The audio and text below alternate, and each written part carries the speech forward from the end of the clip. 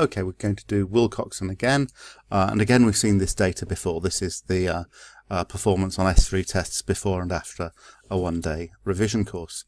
So we're doing the signed rank. So step one is to state our hypotheses as normal. Okay, and these are going to be the same hypotheses as we had for a signed test. So if there's no improvement in scores, then the population median change will be 0. We're interested in specifically an increase, so we have the one-tailed alternative hypothesis that the population median change is greater than 0.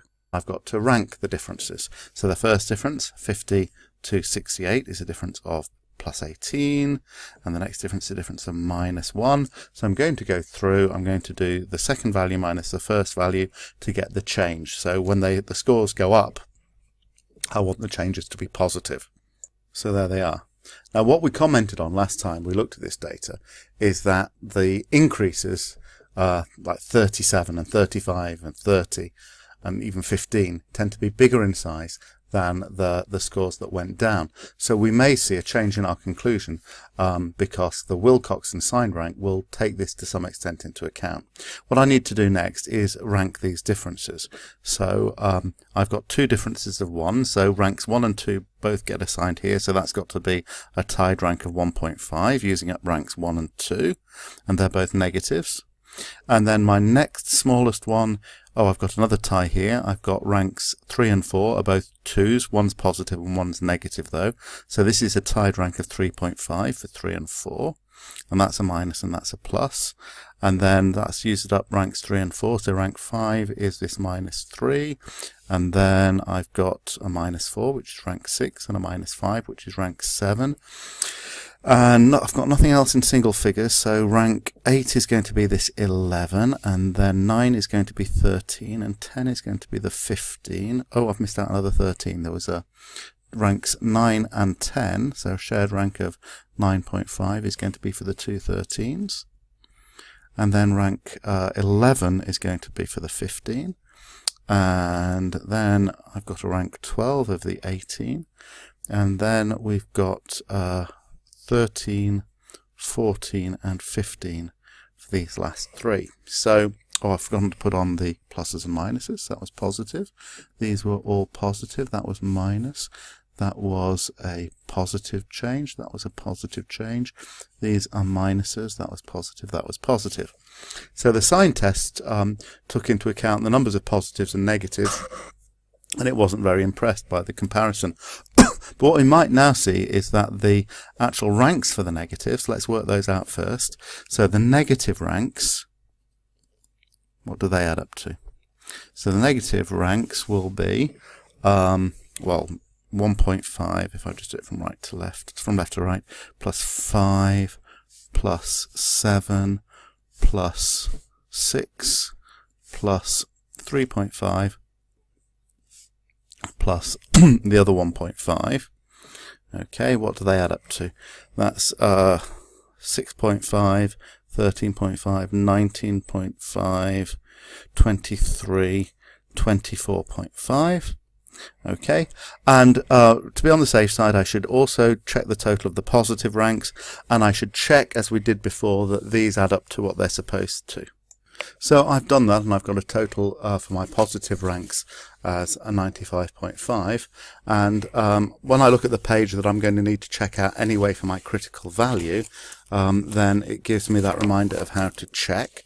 So the upper tail should be half n plus 1 minus the lower tail. And that will apply to my two values as well. So I need to do a half n times n plus 1 times 1 minus 1 of my values. So this is just the check. A half times what's n? I've got how many students on the course?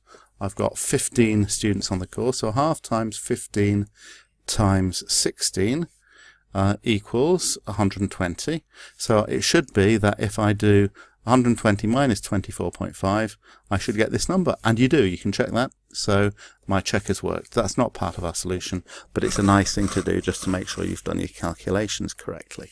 So the one of these I choose, well, remember the table works with the lower tail, so I choose the smaller value. And that's got to undercut the value the critical value I find.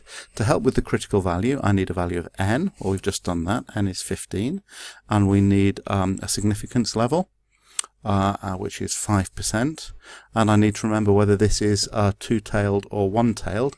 Well, looking at my hypotheses, I didn't say it, but I should have done, because I'm only interested in a median greater than 0, this is a one-tailed test.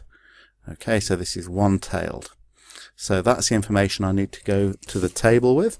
So going back to the table, 5% significance, one-tailed, n is 15. So n is 15, here it is. One-tailed 5%, we're in the second column for 15. And the value we get here is 30. So that's the value I need to undercut. So my critical value, there are marks for your critical value. My critical value is 30. So my comparison is between 24.5 and 30. All right, and 24.5 is less than 30. Now we're in the lower tail. Okay, so that means 24.5 is in the lower tail because it actually undercuts the 30. So this is the significant at the 5% level. Okay. It says very clearly in the booklet, and you need to remember that if you actually get equality here, if your value equals the critical value, that also counts as significant. Okay, but here we've actually undercut it, so it's definitely significant. So because it's significant, we're going to be rejecting H0, and so our conclusion in context is going to be, we can't believe that the median change is 0. We do have evidence that the median change is positive. So there is evidence at the 5% level to conclude the median change is positive. So what that means is we are going to accept the organizer's claim. Okay? All right, now what assumption did we make for this to be valid? Well, we're using the Wilcoxon signed rank test, and that's always the same assumption, that we have to assume that the population of differences in the scores is symmetrical. That's the key word, symmetrical, but you need to say the whole thing. All right, and now we're going to compare the result of that with what we did when we did a sign test. Well, here was the comparison I ended up doing here. With the sign test, we had a very unimpressive probability here that woefully failed to be significant in comparison with the significance level of 0.05. And the reason, and so we had a completely different outcome. So for this one, we accepted H0. We didn't find any evidence the median score had improved. And the reason for this big difference is, as we commented, the sign test completely fails to notice that the negatives correspond to really small differences like -1 and -3 and -4 and -5, whereas the positive differences in some cases were really quite huge changes in marks. So as long as the assumption is valid about the symmetry, the Wilcoxon signed rank test does tend to give you more chance of detecting an effect if there is a real effect. So we can write, we have a different conclusion. The Wilcoxon test has taken the sizes of the changes into account, and its ability to do that means that we say it is a more powerful test when it can be used than the sign test.